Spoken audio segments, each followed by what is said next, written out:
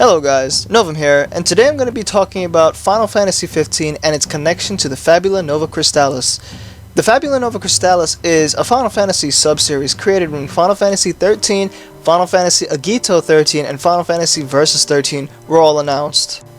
All of these games would share a similar mythology with similar gods and ideas, but take place in different settings and universes with different characters, involving wars over crystals, crystals being the central source of power, and the Fabula Nova Crystallis would also share terminologies within the mythology, such as words like Lassie, Falsi, Brand, Focus, gods with names like Etro, Bonavels, Lindsay, and so on.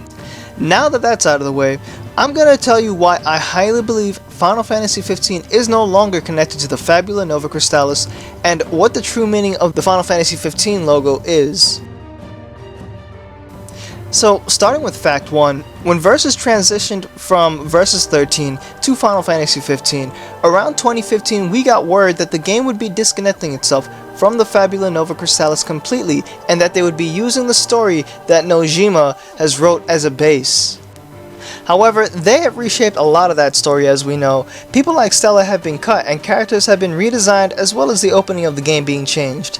Versus 13 was meant to be a mini-series of its own, with several titles planned by Tetsuya Nomura, but Square has since decided to make it just one really large game, and they thought it would be best to get it over with one game instead of making a trilogy after what happened with Final Fantasy XIII. Now, some people may think, well, Agito 13 also had its name changed to Type 0, but it was still Fabula Nova Crystallis related, and I agree 100%. They never changed the Fabula Nova Crystallis terminology for Type 0. In fact, that game still had things like Eidolons, Lassie, Lindsay, and a Focus, a goal which is forced upon a character by a certain higher force or being. Having a Focus was a curse in 13, and you'd become a Seath or a type of zombie, for example. In Type 0, however, instead of turning into a zombie, the ones who are cursed with a Focus don't follow it, and if they don't follow it, they gradually forget their human memories and become detached from all moral affairs. Square never said Type 0 was not Fabula Nova Crystallis despite its name change. Type 0 is definitely FNC related, and so is 13. However, it's not the same for 15 though. There is no such thing as a Focus in Final Fantasy XV, nor do we ever see it mentioned in Final Fantasy Versus 13.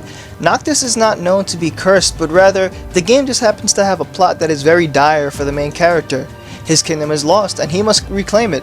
Lassies usually get their power when they're given a Focus from a god to do something against their own will. However, this is not the same case with how Noctis got his powers.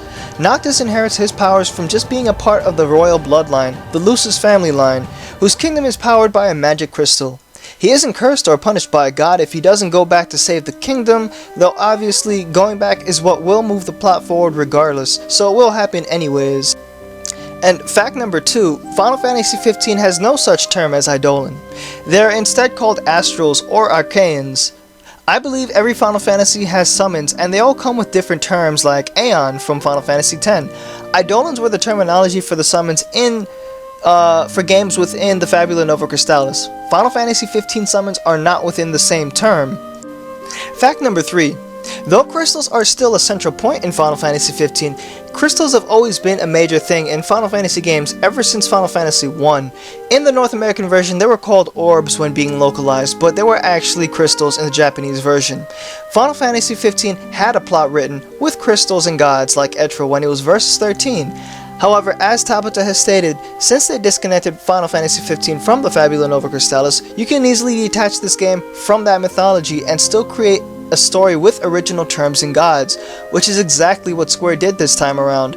Just because a Final Fantasy game has characters with powers, summons, and crystals, and gods, doesn't mean it's automatically a Fabula Nova Crystallis game. Otherwise, you could just say the older games like Final Fantasy I or Final Fantasy VI were also Fabula Nova Crystallis related, when we know that's not true. One of my biggest pointers about this whole Final Fantasy XV not being part of the Fabula Nova Crystallis anymore comes down to the goddess Etro. Etro, where is she in Final Fantasy XV? Has she remained, or was she cut? Now, the goddess Etro played a major role in Final Fantasy XIII and was very relevant to Versus 13. In Versus 13, she was a goddess that was said to open the gates of the dead and a bright light would appear. In other words, the gates of heaven. As a cut character Stella had once said in one of the Versus 13 scenes, "It's said that the goddess Etro will open the gate, welcoming the souls of the departed. When that happens, a bright light is said to shine down from the land of the dead." Etro sounds like a very important god to this world. After all this time, we have wondered who or what is that figure in the Final Fantasy Versus 13 logo, or now the 15 logo. Recently, Tabata has stated it is not Etro on the logo. It is, however, the most important god in the Final Fantasy 15 universe. However, if Etro was so important to Versus' story, why would Tabata say that it's not Etro in the logo? Wouldn't Etro be the most important god, with the job being the one to be taking in the souls of the departed into heaven like God himself? Here is the real deal. Etro is most likely removed and is replaced with another goddess with the same role, effectively keeping the story in place but removing the Fabula Nova Crystallis ties.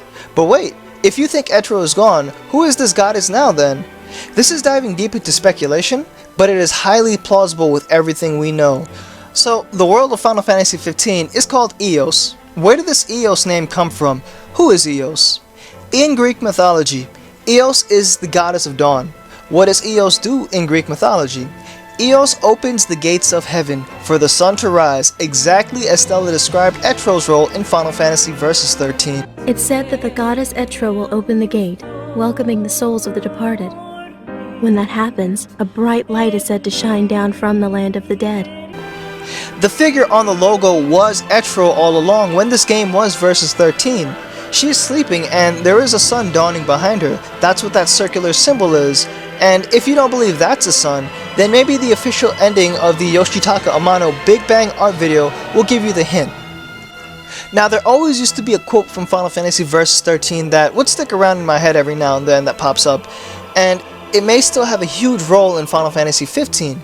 That quote was, "The figure that still lies asleep in the fantasy."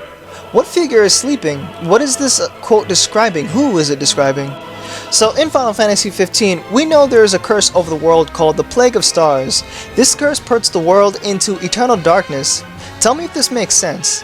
In the logo, if I am right, this is Etro's replacement. Placeholder name Eos, for example. Eos is the goddess of dawn. If the goddess of dawn sleeps, what does that mean for the world? Eternal darkness. Etro's replacement is indeed the most important god that Tabata is speaking of in the logo. She's the figure that still lies asleep in the fantasy. Something happens to her that causes the Plague of Stars within the actual plot of 15. Finally, the biggest factor to confirm that Etro is gone, all I'm gonna say is I will be placing my bets on Kingsglaive. We will not hear Goddess Etro at all in the movie. Like I have explained in this video, Final Fantasy 15 once had a story based around the Fabula Nova Crystallis, but disconnected itself, and Square found a way to repurpose certain plot points and characters. There are no Lassie, there is no Focus, there are no Eidolons. The terminology from Fabula Nova Crystallis is gone, and so are the gods like Etro. This game is its own independent universe with no ties to the Fabula Nova Crystallis. Leave a comment below if you think my Eos being the goddess on the logo theory is flawed. Thank you for watching.